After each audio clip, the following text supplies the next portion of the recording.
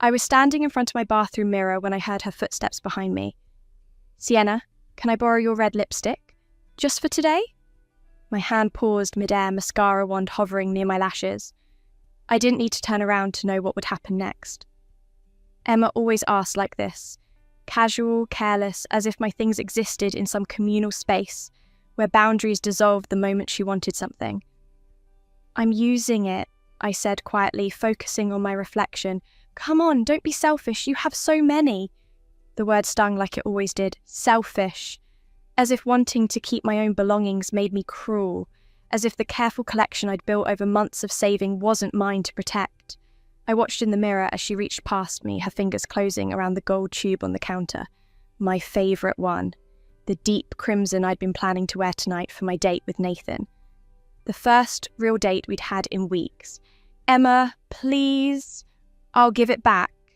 She was already uncapping it, already twisting the colour up, already pressing it against her lips with the same careless motion she used for everything that belonged to me. I stood there, makeup half finished, and felt something crack inside my chest. Not break, just crack, like ice forming over still water. She left the lipstick on the counter, cap loose, the tip smudged and flattened. I stared at it for a long moment before carefully cleaning it, reshaping it, putting it away. I chose a different shade, a muted pink that didn't suit me half as well. When Nathan picked me up that evening, his first words were, "You look nice, but different than usual." I smiled and said nothing. What could I say? That my sister had taken the confidence right off my face? We went to the new Italian place downtown. He'd made reservations weeks ago. I tried to focus on the candlelight, the soft music, the way he looked at me across the table. But my mind kept drifting back to that bathroom, to Emma's careless fingers, to the word selfish echoing in my skull. "You seem distracted," Nathan said gently, reaching for my hand. "I'm sorry, just family stuff." He squeezed my fingers. "Your sister again?" I nodded. He knew, everyone knew. Emma was the golden child, the one who could do no wrong in our parents' eyes. Beautiful, spontaneous, free-spirited. That's how they described her. I was responsible, reliable, predictable. The words they used for me always sounded like apologies.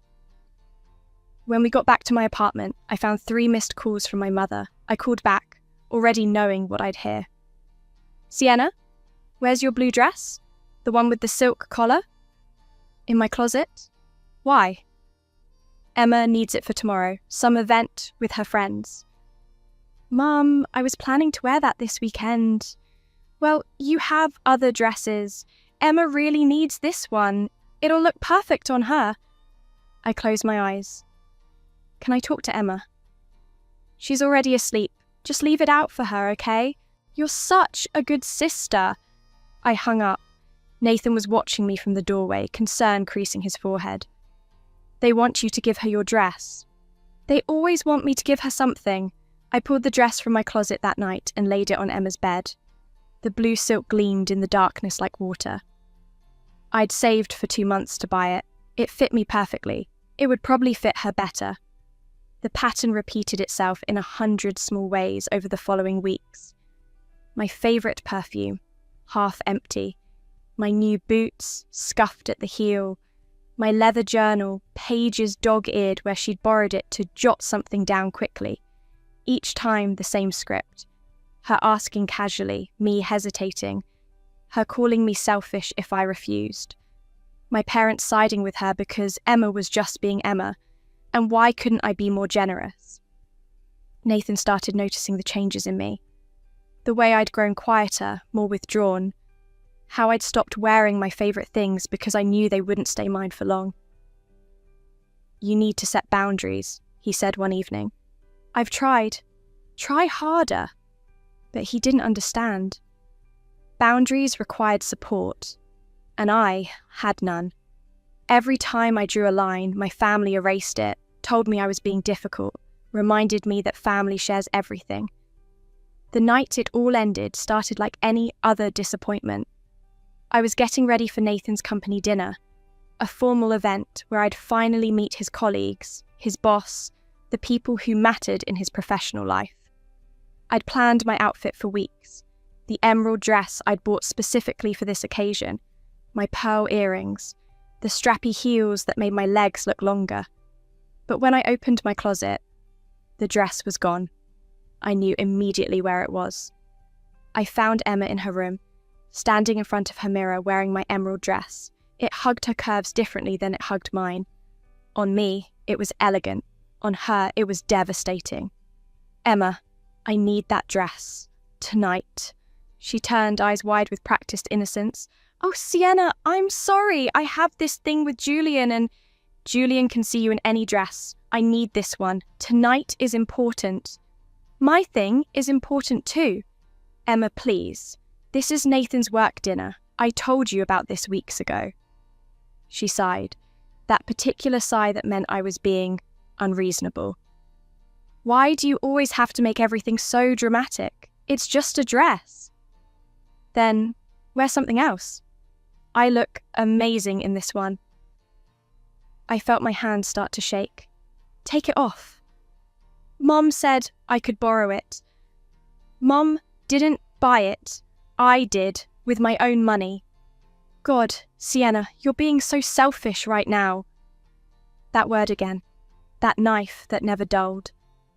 I stood there in her doorway, watching her admire herself in my dress, and something inside me simply stopped.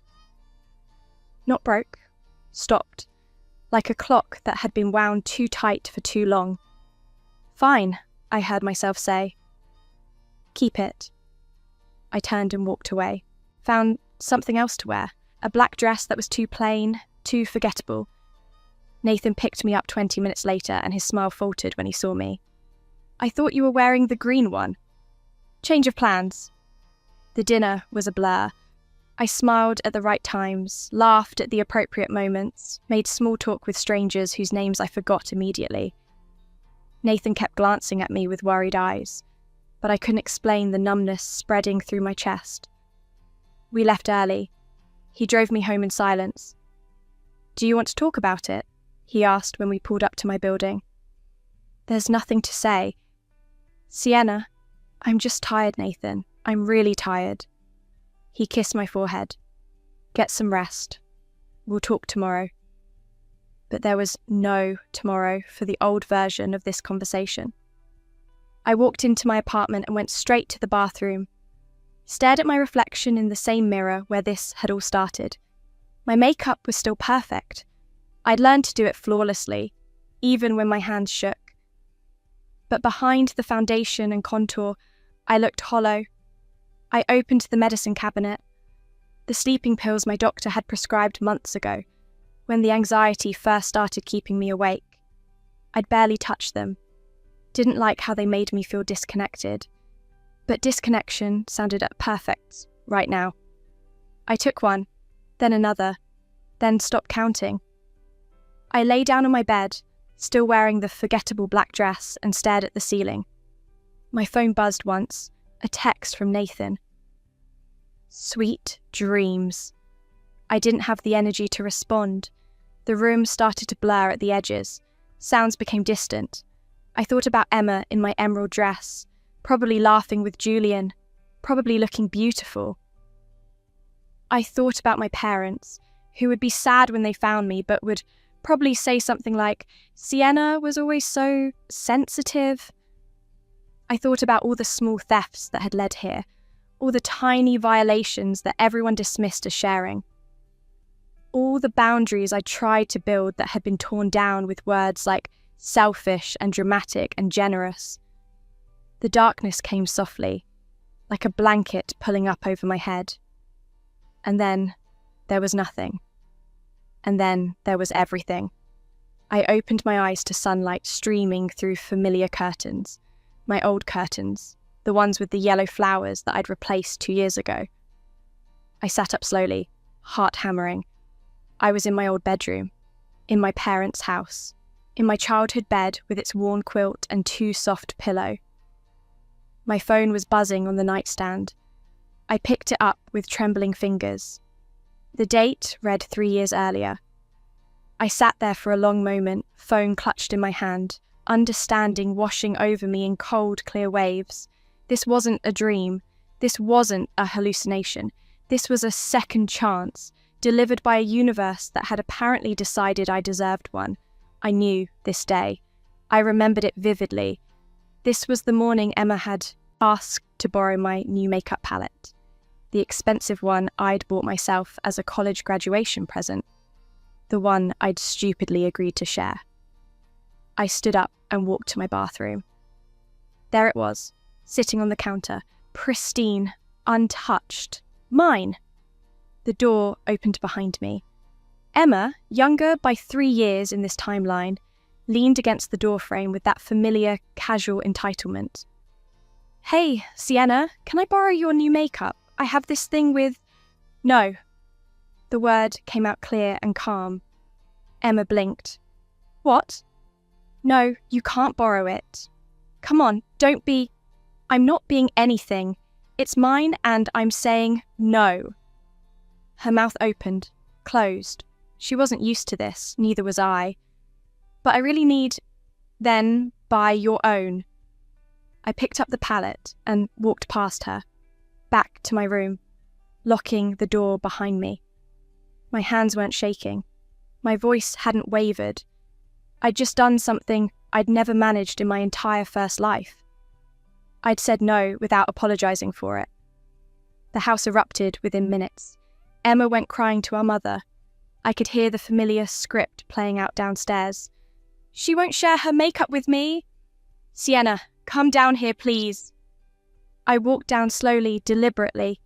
My mother was standing in the kitchen, arms crossed, wearing that disappointed expression I knew so well. "Emma says you refused to let her borrow your makeup." "That's correct." "Sienna, we share in this family." "No, Mum. Emma takes. I give. That's not sharing. That's me having no boundaries and everyone being fine with it." "Don't be dramatic." There was that word, dramatic, the companion to selfish. "I'm not being dramatic. I'm being clear. My things are mine. If Emma wants makeup, she can buy her own." "But you have so much—" "That I bought, with money I earned for myself." My mother's face tightened. "I raised you better than this selfishness. You raised me to have no voice. I'm finding it now." I walked back upstairs before she could respond. Behind me, I heard Emma's theatrical sobbing increase in volume. I felt nothing.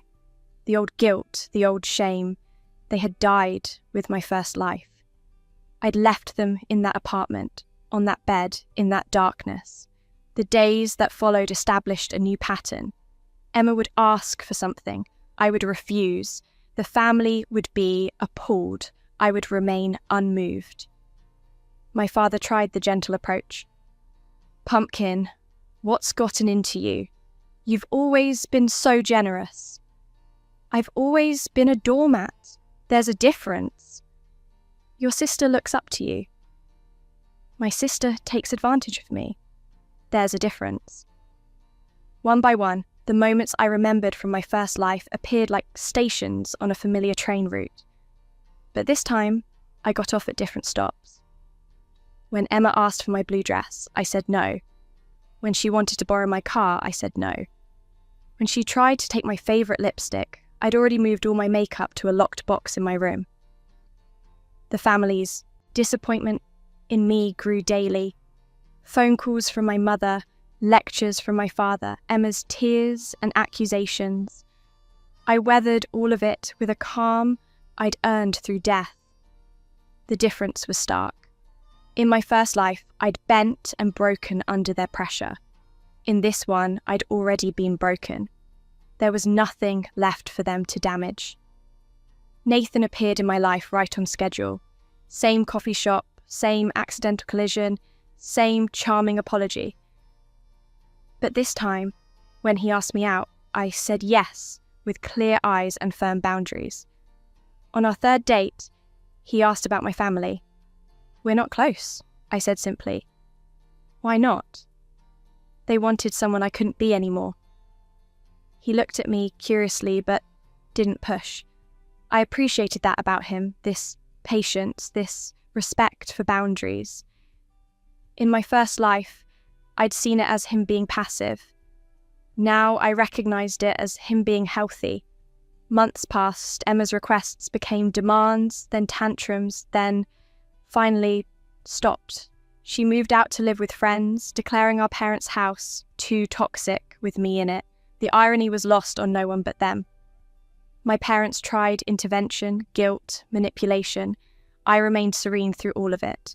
I'd made peace with death once. Living with their disappointment was easy by comparison. The night of Nathan's company dinner arrived again. This time, when I opened my closet, my emerald dress was exactly where I'd left it. I put it on slowly, savouring the feeling of silk against my skin. Fixed my hair, did my makeup with steady hands, looked at myself in the mirror and saw someone I recognised. Not the hollow ghost from my first life, but someone solid, present, real. Nathan's face when he saw me made the entire 3 years worth it. "You look incredible," he breathed. "I feel incredible." The dinner was everything it should have been. I met his colleagues, impressed his boss, laughed genuinely at jokes I actually found funny. Nathan kept glancing at me throughout the evening, and I knew he was seeing me differently, clearer, brighter. On the drive home, he reached for my hand. "You've changed," he said softly. I found myself. I like her. So do I. We'd been dating for 8 months in this timeline, the same amount of time it had taken in my first life for everything to start crumbling. But this time, there was no crumbling. No slow erosion of self. No boundaries dissolved by family pressure. I'd learned that survival sometimes meant cutting off what was poisoning you, even if that poison shared your blood. Emma called me 6 months later. It was the first time we'd spoken since she'd moved out. "Sienna, it's me." "I know." Silence then. "I'm getting married. To Julian." "Congratulations." "I wanted to ask you, I was wondering..." Her voice faltered in a way I'd never heard before. "Would you be my maid of honour?" I sat down slowly on my couch. Nathan looked up from his book, concerned. "Why?" I asked. "Because you're my sister." "We haven't spoken in months, Emma." I know, and I wanted to say..." She took a shaky breath. "I'm sorry." The words hung in the air between us, words I'd never heard in my first life. For what specifically? For taking your things, for calling you selfish, for never respecting you, for making everything about me. I closed my eyes. The old me would have forgiven immediately, would have rushed to comfort her, would have said it was fine when it wasn't. The new me asked, what changed? "Julian, he doesn't let me borrow his things. At first, I thought he was being mean, but he explained boundaries to me. Showed me what it looks like when someone respects themselves enough to say no. And I realized what I did to you, what we all did to you." That must have been hard to see. "It was. Sienna, I don't expect you to forgive me. I don't expect you to be in my wedding. I needed you to know that I finally understand. You weren't selfish. You were surviving me." I opened my eyes. Nathan was watching me with those patient, understanding eyes. "Thank you for saying that," I said quietly. "Does that mean..." "It means I appreciate the apology. It doesn't mean things go back to how they were." "I understand." Her voice was small. "Can we maybe start over? Slowly?" "Maybe. If you can respect that I'll need time." "Of course. Anything you need." "And Emma?" "Yeah?" The answer is no. I won't be your maid of honour. But I might attend as a guest if you can accept that boundary. There was a long pause. Then, I can accept that. We hung up. Nathan set his book aside and pulled me close. You okay? I'm better than okay. She apologized. She did. Are you going to forgive her? I thought about it. About the makeup and the dresses and the lipstick. About the emerald dress and the sleeping pills and the darkness. About death and rebirth and second chances. Eventually, I said, when I'm ready, on my terms. He kissed the top of my head. I'm proud of you. I'm proud of me too. My parents called the next week. My mother's voice was tight with forced cheerfulness. Emma told us you two spoke. We did. She said you might not be in the wedding party. That's correct. Sienna, she's your only sister. And I'm her only sister. She's learning to treat me accordingly.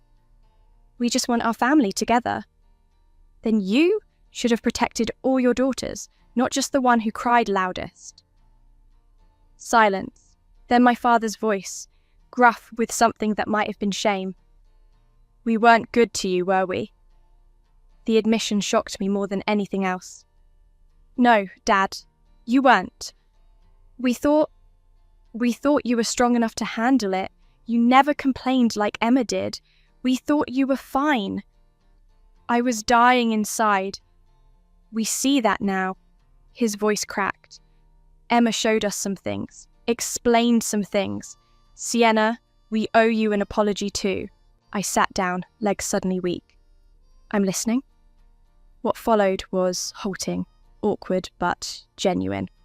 My father listed moments, small ones, large ones, where they'd prioritised Emma's wants over my needs, where they'd called me selfish for having boundaries, where they'd forced me to give pieces of myself until there was nothing left.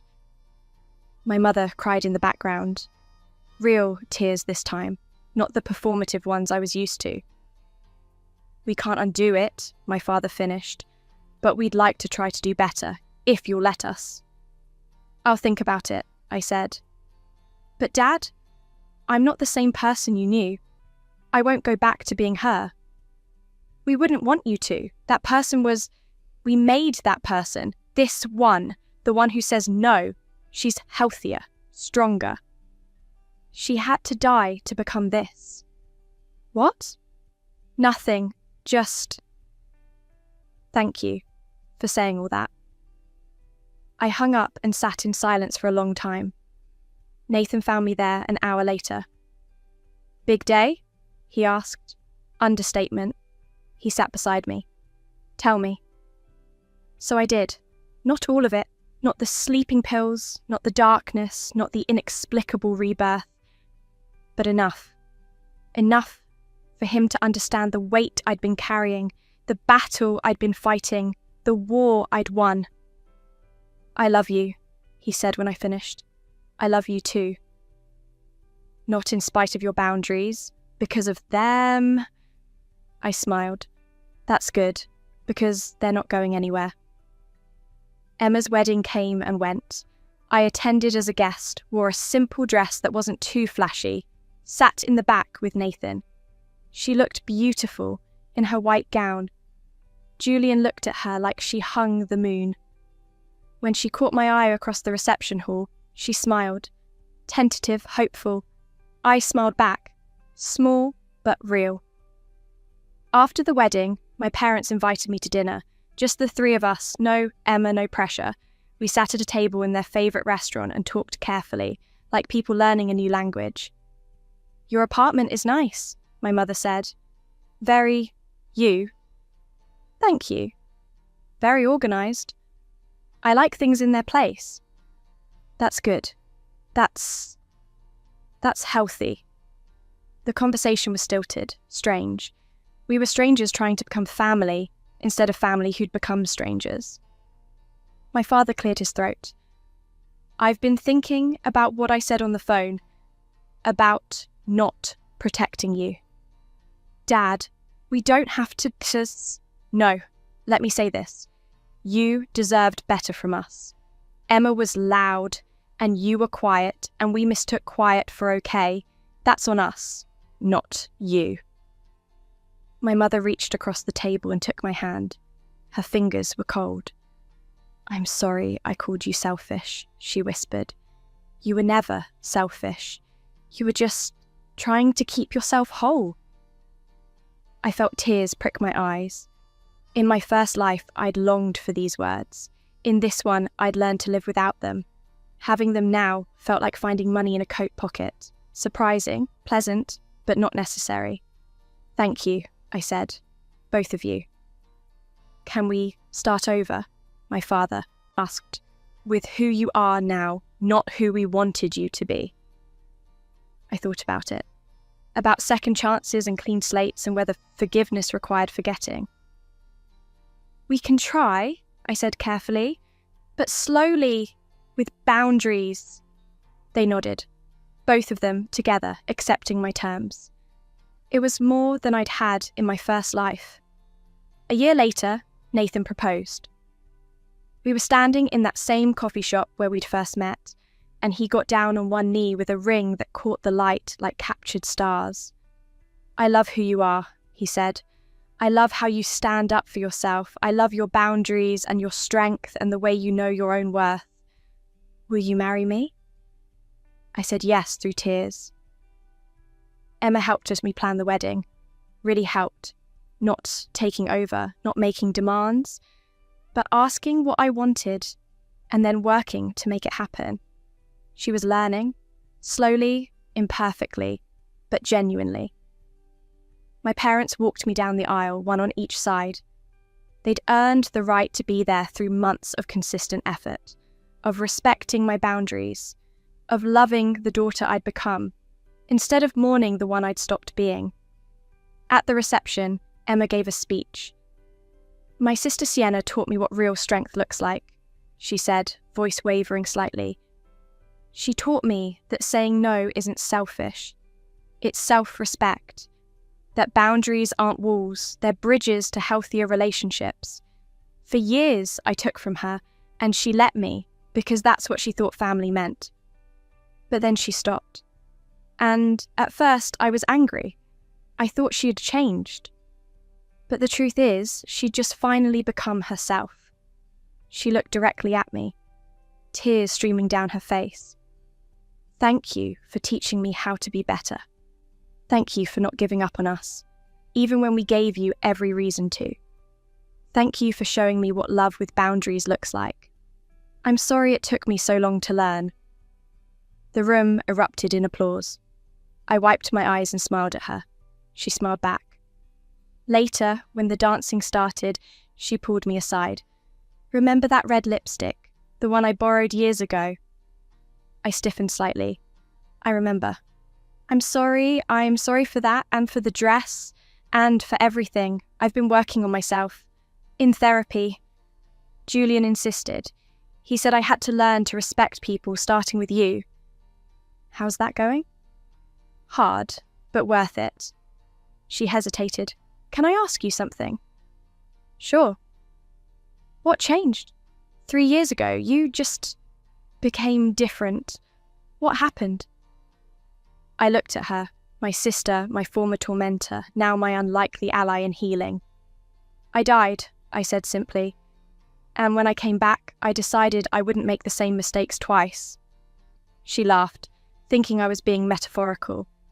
That's dramatic, even for you. Maybe, I smiled, but it's also true. Nathan found us then, pulling me onto the dance floor. As we swayed to the music, I caught my reflection in one of the venue's mirrors. I was wearing my favourite, lipstick, the deep crimson I'd bought myself years ago in another timeline, the one Emma had ruined in that first life. In this life, it was pristine, perfect, mine. Nathan followed my gaze. What are you thinking about? How far I've come? He corrected gently. How far we've come. No, I said, looking up at him. This one's mine. You've been wonderful, but this journey, this was something I had to do alone. He smiled. I know, that's what makes you so incredible. We danced until my feet hurt, until the stars came out, until the last guest left, and it was just us and the quiet satisfaction of a day perfectly executed. On the drive home, Nathan asked, "Any regrets?" I thought about my first life, about the sleeping pills in the darkness, about the version of me who'd given everything away until there was nothing left. "None," I said. "Not a single one. Not even with your family. It took a long time to get here. Especially not with my family. They learned to value me. I learned to value myself. That doesn't happen overnight." He squeezed my hand. "I'm glad you fought for yourself." So am I. We drove through the quiet streets, past familiar landmarks, toward our apartment, our home, the one I'd furnished carefully, thoughtfully, with things that were mine and would stay mine. The next morning, I woke up next to Nathan in our bed, wearing my wedding ring, and felt a deep, abiding peace. The kind that comes from knowing you've survived the worst and built something beautiful from the ashes. My phone buzzed. A text from Emma. "Thank you for yesterday. It was perfect. You were perfect. I'm lucky to have you as my sister." I smiled and texted back, "Thank you for respecting that." Her response came immediately. "Always, I promise." I believed her. Not blindly, that version of me was gone forever. But cautiously, carefully, with boundaries firmly in place. Nathan stirred beside me. "Morning, wife." "Morning, husband." "What are you smiling about?" I looked at my phone, at Emma's message, at the promise of a future where I was valued instead of used. "Just thinking about makeup," I said. He laughed. "That's random." "Not really." I set my phone down and curled into his warmth. "It's where everything changed." The makeup. The moment I stopped sharing what I knew I'd never get back. He kissed my forehead. "Best decision you ever made." "Second best," I corrected. "The best was saying yes to you." We lay there in comfortable silence, sunlight streaming through the windows, beginning the first day of our marriage with the same clarity that had defined my rebirth 3 years ago.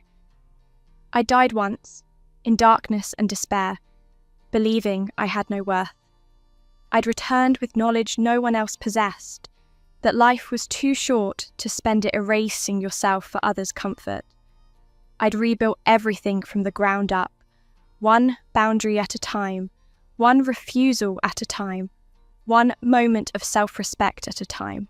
And now, here I was, married to a man who loved my strength, connected to a family who'd learned to honour it, at peace with a sister who'd finally understood what she'd almost destroyed. My makeup sat in its locked box in my bathroom, untouched by anyone but me. My dresses hung in my closet, perfectly arranged exactly where I'd left them. My lipstick, that deep crimson shade, sat on my counter, capped secure, waiting for the next time I wanted to wear the colour of power. Everything that was mine stayed mine, and that simple truth, that basic boundary had saved my life. I closed my eyes and smiled, feeling Nathan's heartbeat steady against my back, feeling the weight of my wedding ring on my finger, feeling the complete and total absence of regret. I'd stopped sharing what I knew I could never get back, and in doing so, I'd finally started sharing the parts of myself that actually mattered. My time, my love, my presence, my truth. On my terms, with my boundaries intact. Whole, unbroken, and finally, beautifully mine.